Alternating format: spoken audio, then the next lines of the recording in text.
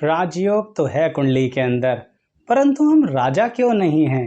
ये प्रश्न सबके मन में आता ही रहता है। इसलिए दर्शकों, आज इस वीडियो में मैं ये बताने वाला हूँ कि जो आपका राजयोग है ना, वो आपको कौन सी दिशा से राजा बनाना चाहता है और किस तरह से राजा बनाना चाहता है।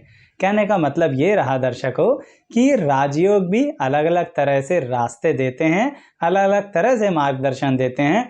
कोई ज़रूरी नहीं है कि जैसा आप चाह रहे हैं उसी रास्ते से ही आपका राजयोग फलित हो। तो इसलिए कुछ राजयोग का उदाहरण देते हुए आज ये बात समझाने की कोशिश करता हूँ। वीडियो पसंद आए तो लाइक ज़रूर कीजिएगा, चैनल सब्सक्राइब कीजिए और बेल आइकन बजाइए। उससे हमारे और आपके रिलेशन मजबूत होते हैं। तो आइए वीडियो की शुरुआत करते हैं।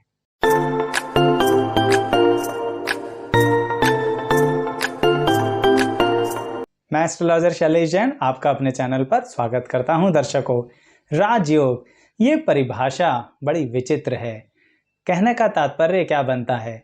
दर्शकों, कुछ ग्रह कुछ भाव के स्वामी बनकर अपना संबंध बनाते हैं, कुछ अन्य ग्रहों के साथ संबंध बनाते हैं, तो हमारे पास बहुत तरह के राजयोग आते हैं। आज उन राजयोग के बारे में बात करने जा रहा हूं जो सरलता से आपको समझ में आ जाए और फिर उसका रास्ता क्या रहेगा उसके बारे में आपको समझ में आ जाए। जैसे कि मान लीजिए आप सबको पता है जैसा कि लगन के साथ राजयोग बनते हैं, लेकिन उससे भी ज़्यादा प्रबल होता है लग्नेश। कहने का तात्पर्य कि केंद्र और त्रिकोण के स्वामी जब साथ बैठते हैं तो हमारी कुंडली में राजयोग बना देते हैं। ये एक परिभाषा है शास्त्र अनुसार। केंद्र कौन कौन से? पहला घर, चौथा घर, सातवां और 10वां, यानी प्रथम भाव, चतुर्थ, सप्तम और दशम भाव के जो स्वामी होंगे ना आपकी कुंडली में, वो अगर त्रिकोण भाव के स्वामियों के साथ कहीं बैठे तो राजयोग बना देंगे। त्रिकोण भाव कौन से होते हैं? लगन भाव, पंचम भाव और नवम भाव। कहने का तात्पर्य कि अगर चतुर्थ और पंचम, चौथे और पांचवें का स्वामी साथ बैठ गया, राजयोग तो बन गया कुंडली में। लग्नेश पंचमेश के साथ कहीं बैठ गए, राजयोग बन गया। आप कहेंगे लग्नेश पंचमेश के साथ बैठ गए, आचार्य जी ये तो दोनों त्रिकोण हो गए। भूल रहे हैं आप, लग्नेश केंद्र का स्वामी भी है और त्रिकोण का स्वामी भी है। तो इसलिए लग्नेश किसी के साथ भी बैठता है ना, जब केंद्र त्रिकोण के स्वामियों के साथ, तो काफ़ी हद तक कुछ ना कुछ राजयोग बना ही देता है, क्योंकि वो दूसरे का स्वामी तो अपना लेता है। चलिए बहुत गहराई में नहीं उतरते, साधारण तौर पर बात करते हैं। जो आपको पता है कि नवम और दशम का स्वामी साथ बैठे, राजयोग। पंचम और दशम का स्वामी साथ बैठे, राजयोग। चतुर्थ और नवम का स्वामी बैठे साथ, तो राजयोग। परंतु प्रश्न तो ये उठ रहा है कि ये राजयोग मिलेगा कब और आज तक क्यों नहीं आया। ये देखिए दर्शकों कि राजयोग बन कहाँ रहा है, ये दोनों साथ बैठे कहाँ हैं। अब आप ही सोचिए ना, आमतौर पर जिंदगी में जरा एक बात अप्लाई कीजिए। दो लोग साथ साथ जा रहे हैं, जा कहाँ रहे हैं इस बात का प्रभाव नहीं पड़ेगा। दोनों मंदिर जा रहे हैं या दोनों व्यायामशाला जा रहे हैं, दोनों कहीं घूमने जा रहे हैं, दोनों मदिरा पान करने जा रहे हैं, दोनों चोरी करने जा रहे हैं, प्रभाव नहीं पड़ेगा क्या? तो कहने का तात्पर्य, राजयोग मजबूत है या नहीं, राजयोग का रास्ता क्या है, ये समझना आवश्यक है। जैसे मान लीजिए कि यही केंद्र और त्रिकोण के स्वामी साथ मिलकर केंद्र में बैठ गए, इसका मतलब ये राजयोग आमतौर पर आपको ये रास्ता देगा कि स्वयं मेहनत करनी पड़ेगी, बैठे बिठाए कुछ नहीं मिलेगा। क्योंकि आप ऐसा सोच लेते हैं कि जन्म पत्री में राजयोग है, केंद्र में है अति शुभ। केंद्र समझते हैं ना, लगन, चतुर्थ, सप्तम या दशम भाव के अंदर ये कॉम्बिनेशंस बने जिसकी आज बात कर रहा हूं, तो इसका मतलब राजयोग है। पर स्वयं मेहनत करनी पड़ेगी। कई बार तो पैतृक संपत्ति मिलने में भी दिक्कत आ जाती है, लेकिन जब खुद कमा लोगे तो पैतृक संपत्ति भी मिल जाएगी, यानी खुद ही एड़ियां रगड़नी पड़ेंगी। अब देखिए राजयोग है और एड़ियां रगड़वा रहा है। भाई दर्शकों, क्या करें? राजयोग यानी राजा बनने के लिए पहले के ज़माने में सोचिए, बात प्रूव करनी पड़ती थी। ऐसा नहीं होता था कि हर कोई आपको एक्सेप्ट कर लेगा कि हाँ आप हमारे राजा हैं। और जब प्रजा ऐसे किसी बेवकूफ़ को एक्सेप्ट करती थी ना, तो उठा के पटक भी देती थी। आज के समय में आपकी प्रजा कौन है? आपके आसपास वाले, आपके ऑफिस के लोग, आपके क्लाइंट, आपके कस्टमर्स, आपके रिलेटिव्स, आपका जीवन साथी, आपका संतान, ये सब आपके साथ कनेक्टेड हैं, आपकी प्रजा हैं। तो आपका राजयोग आपको कमाना पड़ेगा अगर केंद्र स्थान पे बन गया तो। अब मान लीजिए पंचम स्थान पे बन गया, 5th हाउस में राजयोग बन रहा है आपका, यानी 2 घरों के स्वामी वहां बैठे हैं। वो कौन से भाव हैं वो मैं बात कर चुका हूं इस वीडियो की शुरुआत में। तो पंचम भाव में बैठने वाला राजयोग क्या कहना चाहता है? ये आपके पिछले जन्मों से कुछ कनेक्शन दे रहा है। तो कुछ अपॉर्चुनिटीज तो आपको बढ़िया से मिल जाएंगी, जल्दी मिल जाएंगी, उम्र के बार बार कई पड़ाव पर मिलेंगी। लेकिन ये राजयोग क्या कहता है? जो मिल रहा है उसको सर पे मत चढ़ने देना। बहुत जल्दी ईगो लाता है ये राजयोग, बहुत जल्दी ये गलतफहमी पालता है कि अरे हमारा तो कोई कुछ बिगाड़ ही नहीं सकता। इस गलतफहमी के चलते आप इस राजयोग का गलत प्रयोग करने लगते हो। ऐसा इसलिए कह रहा हूं दर्शकों कि अगर पंचम में राजयोग बनेगा, छोटी सी बात बताता हूं, एकादश को नहीं देखेगा क्या? और मान लीजिए वो उन ग्रहों से बन रहा है जो अष्टम में भी देख लेते हैं, जो द्वितीय भाव में भी देख लेते हैं, फिर क्या करोगे?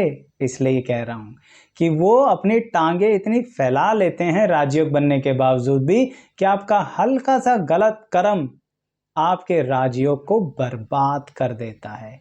समझिए मेरी इस बात को, बहुत ही साधारण शब्दों में कोशिश कर रहा हूं आपको समझाने की। इसलिए राजयोग को भोगना बड़ा मुश्किल हो जाता है, आपको उसको बनाए रखना होगा। हमेशा ईगो मत करिएगा, हमेशा आपको अपनी नॉलेज को बढ़ाना होगा। पंचम भाव है भाई, बुद्धि का है, ज्ञान का है। क्यों इस गलतफहमी में रहते हो कि मैंने तो ये क्वालिफिकेशन पूरी कर ली? मान लीजिए आप आईएएस ऑफिसर बन गए तो आपने गलतफहमी पाल ली, now I am the big one. Transfer हो जाएगा, ऐसी बकवास जगह ट्रांसफर होगा कि आसमान के तारे गिनते रहोगे। क्षमा चाहूंगा, मैं इस तरह से नहीं कहता, पर जानबूझ के कह रहा हूं क्योंकि संभलना है आपको इस राजयोग को पूरी जिंदगी भोगना भी तो है। फिर आप ऐसा ना सोचें कि राजयोग है पर राजा नहीं, राजा हूं पर प्रजा नहीं, और ऐसा क्या करूंगा इस राजयोग का जब धन ही नहीं। तो इसलिए समझिए मेरी इस बात को। चलिए एक और उदाहरण देता हूं आपको कि मान लीजिए आपका राजयोग बैठा नवम भाव के अंदर, यानी वही केंद्र त्रिकोण के स्वामी साथ कहीं ना कहीं नवम भाव में बैठ गए किसी तरह से। अब क्या चाहता है ये राजयोग हमसे? ये राजयोग पूरी जिंदगी आपको पाप और पुण्य के तराजू में तोलता रहेगा, आपके कर्मों को ढालता रहेगा। हर जगह जब भी आप कोई कर्म करेंगे ना, हमेशा फंस जाएंगे कि मैं कहीं पाप तो नहीं कर रहा या कर रही, ये पुण्य का कर्म है ना। यानी हर पल परीक्षा, और आपको ये परीक्षाएं देनी पड़ेंगी। आप कितनी गलतफहमी पाल लीजिए कि सामान्यता मिल जाएगा राजयोग, ऐसे नहीं मिलता राजयोग। तभी तो कहा राजयोग है पर राजा नहीं। कारण क्या है? तो इसलिए आपको नवम भाव के अनुसार चलना होगा। नवम भाव क्या होता है? धर्म, कर्म। हमारे को अपने मान सम्मान के लिए परंपराओं को मानना पड़ेगा। आप बिल्कुल अलग थलग जाके जंगल में जिंदगी बिताना चाहते हो क्या? नहीं हो सकता ना। तो इसलिए अपनी परंपराओं को भी जानो, दूसरी परंपराओं को भी जानो। अपने प्रतिष्ठा को बनाए रखने के लिए दूसरे की प्रतिष्ठाओं को हानि मत देना। नवम भाव में ऐसा कर बैठते हो, आपको कोई पसंद आए या ना आए, अगर वो आपकी उम्र से बड़ा है तो उसका सम्मान कीजिए। मैं मानता हूं कई बार ऐसा हो जाता है कि वो व्यक्ति भी गलत होता है, क्योंकि वो भी इंसान है, चाहे वो उम्र में बड़ा हो। परंतु आपका राजयोग ऐसी जगह बन रहा है ना दर्शकों, नवम भाव, आपको बड़ों के साथ सम्मान्य तौर पर ही रहना है। वो अपना भाग्य खुद भोग लेंगे, आपको उन्हें सुधारने की आवश्यकता नहीं है, आपको उन्हें बदलने की आवश्यकता नहीं है। आप अपने रास्ते पर कर्म और धर्म की युति बनाकर चलते रहो। फिर देखिए राजयोग अपने ग्रहों से संबंधित प्रत्यंतर दशाओं में कितना फल देगा, अनएक्सपेक्टेडली बीच बीच में लाभ देगा। तो इसलिए दर्शकों, मैंने जैसा आपको बताया कि पंचम में, केंद्र में या नवम में, यानी केंद्र और त्रिकोण में अगर राजयोग बन रहा है तो कैसा फल देगा। इसी स्थिति के अंदर एक और जगह बताता हूं जो कि आपकी सबसे प्यारी जगह, आप स्वयं, यानी लगन। अगर लगन में ये राजयोग बन गया तो क्या होगा? बहुत गंभीर होगा। ज़्यादा खुश मत होइए, ऐसी स्थितियां कर देता है जो बड़ी दुखदाई होती हैं। कारण बुद्धि बहुत बढ़िया देगा। लगन में राजयोग है, स्थितियां बहुत अच्छी देगा, मान प्रतिष्ठा भी देगा, परंतु अपने जीवन व्यापन को बिताने के लिए अपनी खुद की जिंदगी की पर्सनल प्रॉब्लम्स दे देगा। यानी अब आपको संबंधों में सबसे ज्यादा तनाव देगा क्योंकि आपके लगन पर बन रहा है। राजयोग है, बार बार कह रहा हूं, मुफ्त में नहीं मिलेगा। ये कलयुग है, समझिए। यहाँ राजयोग परीक्षाएं देने के बाद मिलता है। तो जब स्वयं पर राजयोग बन रहा है ना, कहने का मतलब आपके अपने व्यक्तित्व को बिल्कुल शांत करना होगा। एक कहावत सुनी होगी आपने, जो लोग कह देते हैं कि रस्सी जल गई पर बल नहीं गया। क्षमा चाहूंगा दर्शकों, आप पर यह बात इसलिए अप्लाई करनी पड़ रही है कि आपकी रस्सी भी जलेगी और आपको अपने बल भी निकालने पड़ेंगे, तब ये राजयोग फलीभूत होगा। यानी अपने व्यक्तित्व में से मैं, अहंकार, ये शब्द तो सामान्य हैं। हर तरह से आपको हाथ जोड़कर ही चलना है। अगर आप कहीं लड़े, किसी तरह की किसी के साथ कोई लड़ाई करी, खामखा सामने वाले के साथ एक ऐसी भिड़ंत कर दी जिसके कारणवश या तो मैं नहीं या तुम नहीं, मत करो दर्शकों। ये राजयोग का वो पार्ट है जो आपकी बहुत भयंकर परीक्षाएं ले रहा है। गलत जगहों पर ट्रांसफर हो जाएगी, प्रमोशन के साथ, है ना कमाल की बात। राजयोग है तो प्रमोशन के साथ ट्रांसफर कराएगा, लेकिन वहां पर तकलीफें बहुत देगा। राजयोग है तो व्यापार बढ़ाएगा पर साथ में सरकारी रेड पड़वा देगा।